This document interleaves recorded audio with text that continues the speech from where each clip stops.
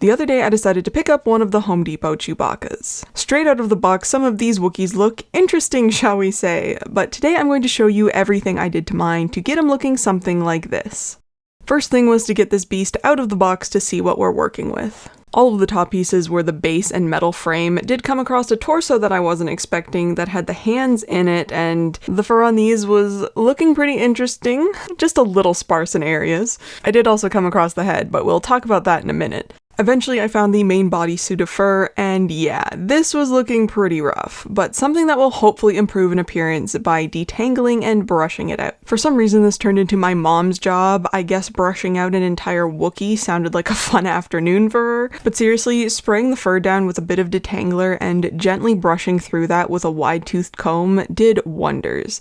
You can pretty easily tell the difference between the areas that are brushed already and the ones that aren't. We also figured it was probably easier to brush out the bodysuit on its own before it gets added onto the mannequin and then do any touch-ups needed later. While my mom was working on the body, I decided to tackle the head. Thankfully mine wasn't looking too atrocious, especially considering some of the ones I've seen online, but there are still a couple of easy things I want to do to it to take it to the next level. First thing was removing this piece of Velcro that's stapled to the forehead. This is to more securely attach the Santa hat if you were planning on using it for its intended Christmas decoration purposes. Then it was on to some detangling and brushing of the fur. The thing with the head that I could see being one of the biggest variables is the amount of visible glue. You can see it built up around the eyes, nose, and even to flatten the hair out above the upper lip, so we're going to try and make the glue blend in better with the rest of the head details and fur. First thing I wanted to do was darken up around the eyes. The head is formed out of this dark gray plastic, which works well for the nose, but it really needs to be black around the eyes. If you've ever seen someone just out of their Wookiee suit, then you know the goth look they tend to be sporting. So painted around the eyes with some black acrylic paint to darken it up and also get the glue to be the same color.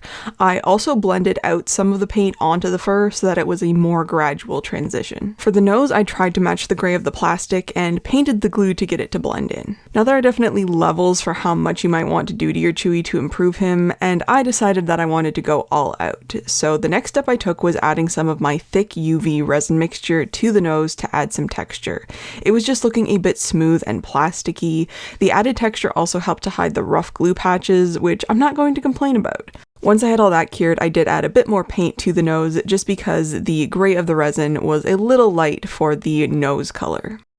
I also wanted to see if I could make the transition on the bridge of the nose a little less harsh, so I added some of this white glue that will become translucent and cut some fur from like underneath the neck area that I figured you probably wouldn't see it missing, and glued that on to see if we could improve the look here at all, or at the very least just hide the glue there more. With all of the fur detangled, I figured it was about time to actually start putting this Wookiee together. You're basically putting together a metal frame that the fur suit will sort of hang off of. You do have to slip the fursuit onto this frame before adding the hips and torso pieces. I do just need to mention that by this point I'd already modified the arms and bent them into a different shape, which we will get into why in a moment. But once I had those attached, the next step was getting the ginormous fursuit onto this metal frame, attaching the hands, and then adding the head.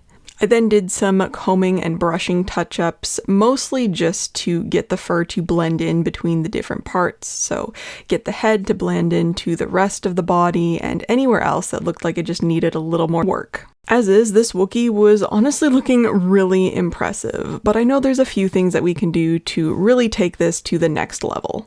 Something that I knew I immediately wanted to add to Chewie was a base cover. The original metal frame is just kind of an eyesore, and switching it to something more purposeful looking was going to make this display look so much higher quality. I decided to use the floor grates in the Millennium Falcon as inspiration, specifically this octagonal one, kind of has those Death Star panel vibes. I tweaked the design so that it should completely hide the original base frame from sight. Next was splitting it up so that it would actually fit on a 3D printer, and then got all of those pieces printing. I used some metallic gunmetal PLA for this because I was planning on just leaving it as is and not painting it. Once the 9 base pieces were printed, it was on to adding it to Chewie. It's designed so that you don't have to disassemble anything to add it onto the base. The trickiest parts are the ones that have to go around the foot poles, but you can just slide it sideways through this opening onto the pole and then rotate it into place. Then it's just adding all of the other pieces. The base is fully symmetrical other than the underfoot pieces, so you don't have to be super careful about what goes where. You could definitely glue all of these parts together if you wanted it solid, but I decided to keep everything separate other than the 3 middle segments so that it was easier to remove and store later. Then it was onto the piece I debated about the longest, the bandolier. It's definitely not super high quality, the weathering on the bag is also questionable, but some fabric paint to this could probably do wonders. The details on all of the bandolier boxes are also nice, but those details were also a problem because it makes this bandolier an odd combination of original and sequel trilogy elements. And I'm sure you all become accustomed to my ridiculous standards for details by now to know that I'd never be able to sleep unless I fixed this discrepancy. So we're building an entirely new bandolier. When I was researching this piece, I came across this amazing infographic that I'll link below with all of the specifics for the bag, belt, and belt boxes.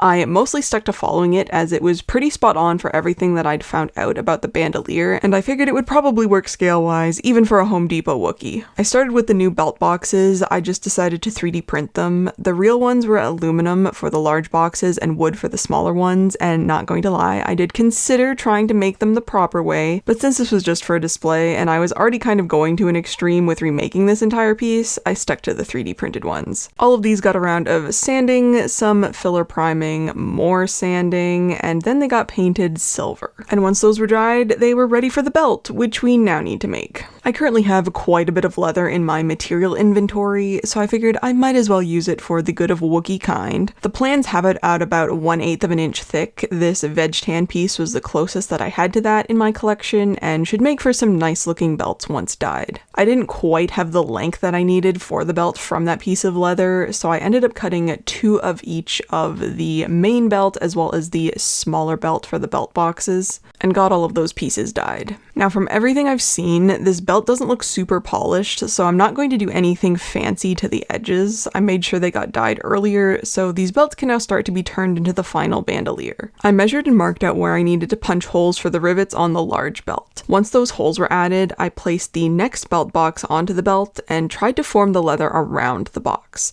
I soaked the smaller belts for a while before starting this to make them more pliable, and the wet forming will also help the leather to keep its shape. From there, I just kind of eyeballed where the hole needed to go on the smaller belt and punched that as well. Then I was adding a gold rivet through the 2 belt layers to keep everything in place. And then you just keep repeating that same process a bunch more times, alternating between the large and small boxes. I did like how the leather was forming around the boxes, but it didn't keep them very secure, so I added a little bit of hot glue to the back of each box to keep them in place. The last piece that I needed for the belt was this greebly. I believe the original was a piece from a microphone, but I just decided to machine an identical looking piece on my CNC out of some aluminum. You could absolutely 3D print this piece as well, but when you have the technology at your disposal, why not use it? And here's what those were looking like after some quick polishing, and I just ended up gluing those onto the belt. I also got the domes added for us to attach the bag to later. I could not remember for the life of me how to put domes on, so that's why they did not get filmed. But here's what the final belt was looking like, and now on to making the bag. For the bag, I also used leather, this time thinner and pre-dyed in the closest colors that I could find in my stockpile. I quickly drew up a template based on the reference measurements, and then traced that pattern onto the leather to cut it out. Since this was thinner leather, and also with it being a bag, the next step was sewing it together, which again is my mother's domain. It's a pretty simple bag design and assembly. I just value my life too much to try using her sewing machine myself. First was adding the gusset to the front and back panels of the bag, and then it was adding the trim onto the bag flap, and then sewing on the flap to the rest of the bag. There were also some straps that needed to get added and hardware added onto those, like a couple of buckles and then the O-ring straps, which is how the belt attaches to the bag. And here's how the final bag turned out. I would say not too shabby for using only whatever leather I had in my house. So all that was left to do was close up the bag, attach the buckles to the front straps, and then add the belt onto this. And here's a little comparison between the new bandolier and the old one. Now I do definitely think you could make the original bandolier work, but like I mentioned earlier, I wanted to go all out, and it was really fun to be able to use some different techniques for a change. And all that was left to do was adding the bandolier onto Chewie. And thankfully this looked like it was the perfect scale for him. The final touch and largest addition that I wanted to make to Chewie was adding his bowcaster.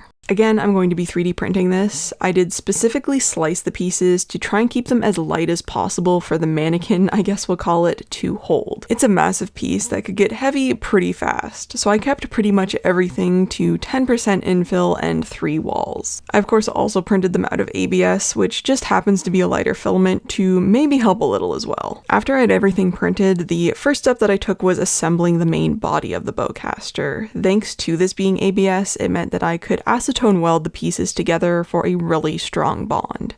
While I was waiting for that to set, I went ahead and sanded all of the other pieces so that I could start my typical round of sanding, then filler priming, then sanding a little again. I did also end up sanding the main body of the bowcaster before filler priming that as well. Once I had all of the pieces to the level of smoothness that I wanted, I primed everything in some flat black before adding some satin black over top. I was just worried if I went straight in with the satin black that I might run the risk of it being drippy and goopy, trying to get the entirety of the pieces covered in black paint. So that's why I went with this method, and it turned out really well. Once all of the paint had dried, it was on to adding some final touches and weathering. First were some of these plexiglass circle pieces into the scope.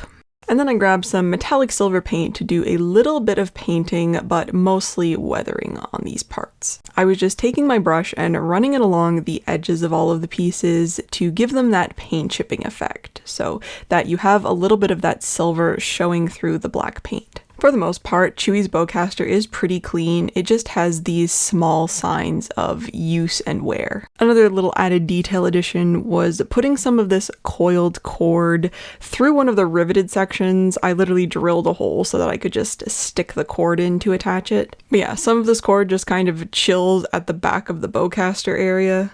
And then I did an absolutely incredible job of showing me assembling the rest of the bowcaster, but here is what it looked like in the end. I just used some elastic cording for the bowstring, which is also what I used to more securely attach it to Chewie, although he does a pretty good job of holding this on his own with the way that I bent the arms. And here's the final result of the Home Depot Chewbacca transformation. A bit of a different type of project for me, but I hope you enjoyed seeing the process of making these various accessories for Chewie. Even though I personally did quite a lot of modifications to mine, I do think that the price for this Chewbacca is really worth it. The fur is obviously not to the quality of a nice Wookiee suit, but for a display piece, this is really impressive. That I haven't even showed you one of the coolest parts of yet.